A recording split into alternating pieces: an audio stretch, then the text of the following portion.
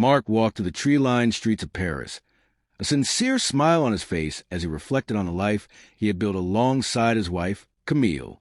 After 35 years of marriage, they were preparing for a grand celebration of their love.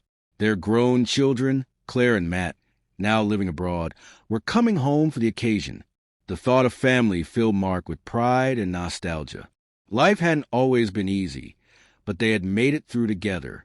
At 60, Mark was still tall and imposing, his salt and pepper hair complementing his sharp blue eyes. He had spent his career as a lawyer, earning both wealth and admiration.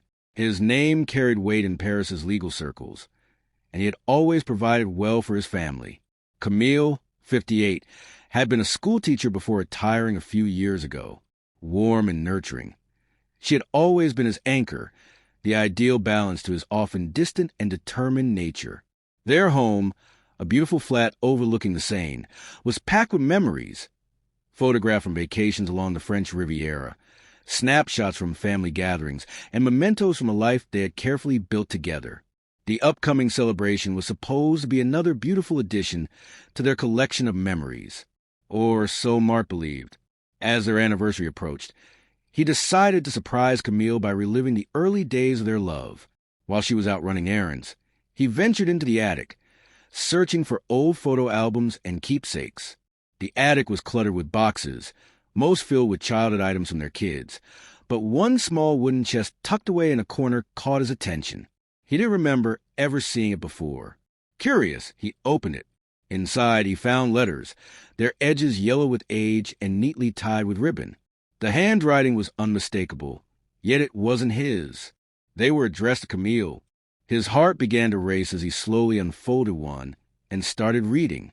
Each word revealed a secret he was never supposed to uncover. The letters were from Laurent, a man who had been a close family friend for years. Mark remembered Laurent well. Tall, charming, a banker with a way with words. He had often joined them for dinners and gatherings, always polite and respectful. But now, reading these letters, Mark realized there had been something more. The letters spanned several years, beginning at a time when Mark had been consumed by work, spending long hours at the office and traveling for business. Laurent's words were full of passion, longing, and intimacy. He spoke of secret meetings, stolen kisses, and moments Mark had never imagined. It was clear they had been having an affair. Each loving word shared between Camille and Laurent felt like a fresh wound. The letters spoke of guilt, fear of being caught, and the thrill of their hidden romance. Mark's hands trembled as he let the letters fall back into the chest. He stood in the dim light of the attic, the weight of 35 years of trust and love crumbling around him. Everything he thought he knew about his marriage now seemed like a lie. He wanted to confront Camille, to demand the truth, but he didn't even know where to start. He stumbled down the stairs, his thoughts racing. Had he been blind to what had been happening in his own home? That evening, Camille returned, her arms full of groceries for the party. She smiled as she walked through the door and kissed Mark on the cheek, as she always did, unaware of the storm brewing inside him. He couldn't bring himself to meet her eyes. Every touch felt like a betrayal. He excused himself, claiming he needed time alone. Overwhelmed with emotion, he struggled to come to terms with the truth. He couldn't bring himself to confront Camille yet, nor could he open up to anyone else, not even their children. He felt trapped in his own silence. His mind replayed moments from their past, times when Camille had seemed distant, distracted. How many of those times had been linked to Laurent?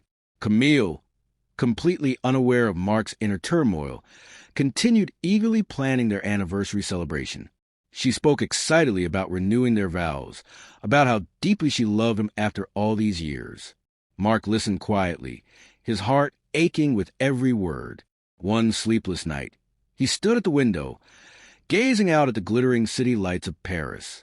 He thought of their wedding day, the joy, the hope, the promises they had made. He had believed they would grow old together, but now that future felt uncertain. After days of torment, he knew he couldn't carry the weight of a secret any longer. He had to confront Camille. The night before their anniversary, he sat her down in the living room. His face was pale, his hands trembling as he brought out the box of letters. Camille looked confused at first, but as he opened the chest and took out the letters, her expression changed. Her eyes widened in shock. Mark's voice was cold, full of hurt. Explain what? Explain how you could betray me like this? How long, Camille? How long were you with him? Tears filled Camille's eyes as she reached out for his hand, but he pulled away, unable to stand her touch. It was years ago, Mark, she said gently, when you were always working, never home. I felt so alone. I didn't know how to talk to you about it. Lauren, he was there for me. He made me feel seen. But it's over, Mark. It ended a long time ago. Over? Mark spat the word, bitter in his mouth. You expect me to believe that? You expect me to forget that you lied to me for years? Camille's tears flowed freely. I never meant to hurt you. I was weak, and I made a terrible mistake. But I love you, Mark. I've always loved you. Please, you have to believe that. Mark stood up, pacing the room as fury and hurt surged within him. How can you say you love me after everything you've done? You shattered everything we built. They stood in silence for a long time. Camille wailed, and Mark stared at the woman he had once known, now feeling like a stranger. The pain was overwhelming. I need time, Mark whispered, his voice barely audible. I can't do this right now. He left the room, leaving Camille sobbing on the couch. That night, he packed a bag and traveled to their summer home in Provence. He needed solitude, distance from the city, distance from a life that now felt like a lie. The air in Provence was fresh, the landscape peaceful, yet Mark found no solace. He spent his days wandering through the fields and vineyards, trying to come to terms with what had happened. Every memory of his life with Camille now felt tainted by betrayal. At night, he lay awake, his mind swirling with questions. How could she have done this? Was it his fault? Had he been too absorbed in his career, too absent in their marriage? The more he reflected, the more he realized that their marriage hadn't been perfect. There had been times when they had drifted apart, when work had consumed him and Camille had seemed lonely. But still, he had never imagined she would turn to someone else. A week passed, and Camille reached out every day, begging for forgiveness. She pleaded with him to return home, telling him she loved him and regretted everything. But Mark couldn't bring himself to respond. One evening, as he sat on the porch of their summer home, he made a decision. Mark realized he wanted to talk to someone who could help him process his emotions and provide clarity. He reached out to a therapist in a nearby village and scheduled a session. His therapy sessions were tough but necessary. For the first time, Mark was able to articulate his feelings of betrayal, anger, and bewilderment openly. The therapist guided him to understand that although Camille's actions were wrong, the issues in their marriage had been building for years. Mark had been distant, consumed by his career, while Camille had felt increasingly neglected. This didn't justify her infidelity, but it helped Mark make sense of why it had happened. Over time, Mark began to heal. He realized that holding on to his anger would only continue to hurt him. He had a choice: try to rebuild his marriage or walk away and start fresh. After several weeks, Mark returned to Paris, uncertain about what the future held, but knowing he needed to face Camille in person. When Mark entered their apartment, Camille was waiting for him. She looked exhausted, her eyes red from crying. She stood as he entered, but didn't approach him. They stood there, the weight of everything unspoken hanging in the air. "Mark," she began, her voice trembling.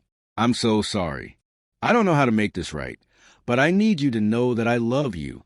I've always loved you." Mark sighed, running a hand through his hair. "I believe you, Camille, but I don't know if love is enough anymore. You broke something inside me, inside us." Tears welled in Camille's eyes again, but she nodded. "I understand." They talked for hours that night, sharing their pain, their regrets, and their hopes for the future. In the end, Mark made the hardest decision of his life. He couldn't stay in the marriage. The betrayal had cut too deep, and he didn't believe they could ever truly heal. But instead of leaving in anger, he thanked Camille for the years they had shared, for the love they had once had, and for their children. They parted on peaceful terms, both understanding that sometimes love, no matter how strong, isn't enough to overcome the damage that has been done. Mark moved into a smaller apartment in the city, focusing on rebuilding his life. He continued therapy, working through the pain of the past, and slowly, he began to find peace. He realized that while Camille betrayed him, he could still find happiness in the years ahead. As for Camille, she stayed in their home, carrying the weight of her actions, but also finding a way to move forward. They remained in contact for the sake of their children, and over time, their relationship transformed into one of mutual respect, though not love. This story serves as a reminder that trust is the foundation of any relationship. Once it's broken, it's incredibly difficult to rebuild. But in the end, the journey is about finding the strength to move forward, no matter how painful it may be.